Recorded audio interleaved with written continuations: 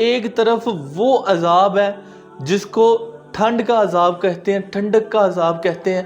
وہ عذاب اتنا کچھ سرد ہوگا، یہاں پہ ہمیں تھوڑی سی ڈگری ٹھنڈک پہنچتی ہے تو ہم اسی ٹائم چادریں لینی شروع کر دیتے ہیں، اسی ٹائم گرم کپڑے، گرم چادریں، گرم بستر اور گرم جیکٹ وہ پہننی شروع کر دیتے ہیں۔ لیکن وہاں پہ اتنی ٹھنڈک ہونی ہے جس طرح ہمارے پاس دنیا میں آگ 70 پانی دھو کر ہمارے تک پہنچی ہے، اسی طرح سوچے کہ جہنم کی جو ٹھنڈک ہونی ہے اس کا کیا لیول ہونا ہے۔ یہاں پہ تو ہمیں تھوڑی سی ٹھنڈک ملتی ہے تو ہم اسی ٹائم کسی نہ کسی گرمائش کی طرف اپنا رخ کرتے ہوئے اپنے آپ کو ڈھانپ لیتے ہیں، اور وہاں پہ کیا ہوگا؟ وہاں پہ تو کوئی ایسی جگہ ہی نہیں ہوگی، کوئی ایسی چیز نہیں میسر ہوگی، کوئی ایسا ٹھکانہ ہی نہیں ہوگا کہ ہمیں ہلکی سی حرارت محسوس ہو جائے، ہلکی سی ہم اپنے اندر کوئی ہیٹ محسوس کر سکیں۔ آپ ان میں سے 100 درجے بہتر ہیں جو اللہ کے حضور سجدہ ریز ہونے سے بہتر اپنے دنیاوی کاموں کو دیتے ہیں، اپنے ان کوششوں کو دیتے ہیں جن کا انہیں کل قیامت والے دن کوئی فائدہ نہیں ہونا۔ اللہ رب العزت قرآن مجید میں 5 قسمیں کھا کے کہتے ہیں،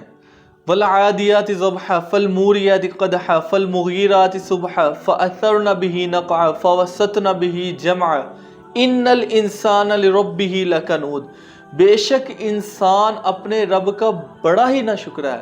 وَإِنَّهُ عَلَى ذَلِكَ لَشَهِيدٌ، اور وہ خود بھی اس چیز پر گواہ ہے کہ وہ اللہ کی ناشکری کر رہا ہے، وَإِنَّهُ لِحُبِّ الْخَيْرِ لَشَدِيدٌ، اور وہ دنیاوی مال کی محبت میں بڑا ہی سخت ہے، اتنا سخت ہے کہ وہ 5 وقت 10-10 20-20 منٹ اللہ کے حضور سجدہ ریز نہیں ہوتا۔ جب گرمیاں ہوتی ہیں تب تپش کی وجہ سے اللہ کے حضور سجدہ ریز ہونے کی ہمت نہیں ہوتی، اور جب سردیاں ہوتی ہیں تب ٹھنڈک کی وجہ سے۔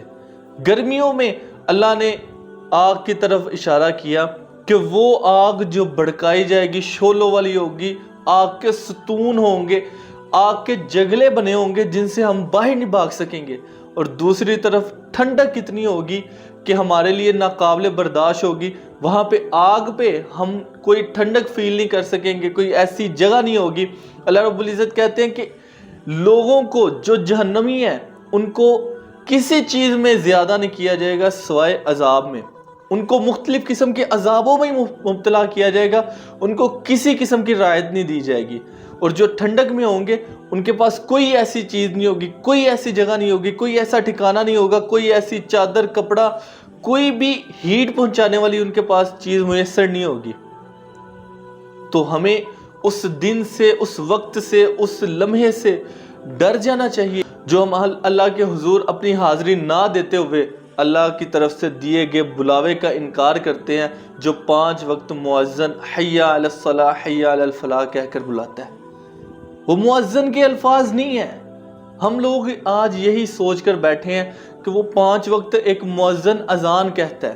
اذان میں بلاوا کس طرف ہے، اذان میں الفاظ کس کے ہیں؟ اذان جو خواب دکھائی گئی وہ کس کی طرف تھی؟ رب کریم کی طرف سے۔ تو اس کا مطلب یہ ہوا کہ اللہ رب العزت کے الفاظ ہیں جو مؤذن کے منہ سے نکل رہے ہیں کہ حی علی الصلاۃ۔ حی کا مطلب یہی ہوتا ہے کہ بھاگ کے آؤ، چھوڑو سارے کام، چاہے تمہیں سردی لگ رہی ہے، چاہے تمہیں گرمی لگ رہی ہے، دھوپ ہے، چھاؤں ہے، گرم موسم ہے، سرد موسم ہے، بہار ہے، خزاں ہے، سفر میں ہو، حضر میں ہو، بیمار ہو، جیسے بھی ہو، نماز پڑھنی ہے۔ بیماری اور تندرستی کے، سفر اور حضر کے مختلف پہلو ہیں، لیکن نماز کی کوئی معافی نہیں ہے۔ نماز ایک ایسا عمل ہے جس کی کوئی معافی نہیں ہے، اور نہ ہی کوئی ایسا عمل ہے جو کر لیں تو ہماری نمازوں کو کفایت کر دے گا۔ نماز پڑھیں گے تو نماز کی ہی جگہ پوری ہوگی، ادروائز اور کوئی عمل ہماری نمازوں کی قضا کو، ہماری نمازوں کو جو ہم نے ضائع کر دیا، جو ہم نے چھوڑ دیا، جو ہم نے جانے دیا، ان کو کبھی پورا نہیں کرے۔ اللہ کہ انسان اللہ رب العزت کے حضور سچے دل سے معافی مانگے کہ یا اللہ میرے پچھلے دنوں میں جتنی بھی نمازیں ضائع ہوئی ہیں یا اللہ ان کو تو معاف کر دے، اور آگے انسان تہیہ کر لے کہ میں نے کبھی کوئی نماز نہیں چھوڑنی، ورنہ انسان قیامت والے دن نماز کا جواب دیے بغیر اپنے قدم نہیں ہلا سکے گا۔